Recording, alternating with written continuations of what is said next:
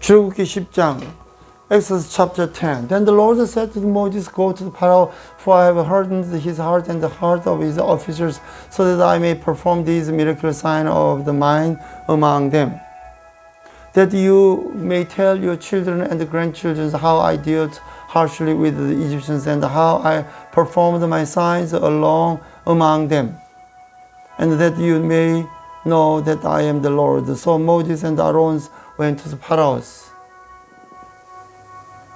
and said to him that this is what the Lord, the God of the Hebrews, says, How long will you refuse to humble yourself before me? Let my people go so that they may worship me. If you refuse to let them go, I will bring locusts into your country tomorrow. They will cover the face of the ground so that it cannot be seen. They will devour what little you have left after the hails, including every tree that is growing in your fields. They will fill your houses and those of all your officers and all the Egyptians, something neither your fathers nor your forefathers have ever seen them from the day they settled in this land now. Moses turned and left Pharaoh. Pharaoh's officer said to him, How long will this man be a snare to us? Let the people go so that they may worship the Lord and their God. Do not yet realize that Egypt is ruined. Then Moses and Aaron were brought back to Pharaoh. Go worship the Lord and go worship the Lord your God. And he said, But just who will be going? Moses answered, We will go with our young and old, with our sons and daughters, and with all flocks and the herd, because we are to celebrate a festival to the Lord. Pharaoh said, The Lord be with you if I let you go along with your women and the children. Clearly you are bent on evil. No, have only the men go and worship the Lord, since that you have been asking for. Then the Moses and Aaron were driven out of the Pharaoh's presence. And the Lord said to Moses, Stretch out your hand over Egypt, so that the locusts were swarms over the land and devour everything growing in the field, everything left by the hail. So Moses stretched out the steps over Egypt, and the Lord made the east wind and blow across the land the day and all that night. By morning the wind had brought the locust.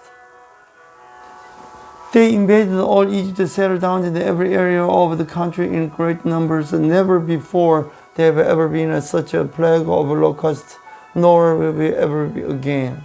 They covered all the ground until it was black. They devoured all that is left, all the hails, everything's growing in the field and the fruit of the trees. Nothing green remained on the tree or plant in all the land of Egypt. Pharaoh quickly summoned Moses and Aaron, said, I have sinned against the Lord your God and against you. Now forgive my sin once more. So pray to the Lord your God to take this deadly plague from me. Moses then left Pharaoh and prayed to the Lord. The Lord changed the wind to the very strong west wind, which caught up and the locusts and carried them into the Red Sea. Not a locust was left anywhere in Egypt, but the Lord hardened Pharaoh's heart, and he would not let the Israelites go.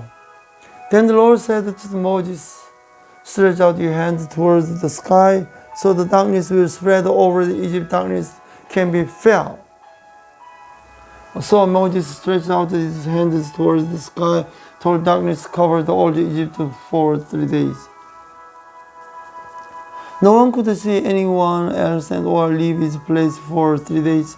Yet all the Israelites had light into the places where they lived. Then the Pharaoh summoned Moses and said, Go worship the Lord, even your women and the children may go with you on river only leave your flocks and herds behind. But Moses, you must allow us to have a sacrifice and burnt offerings to presence of the Lord our God. Our livestock too must go with us, not a hoof is in the left behind.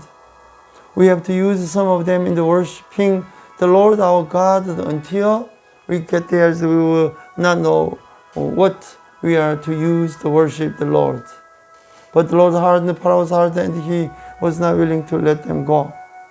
Pharaoh said to Moses, "Get out of my sight. Make sure you not appear before me again.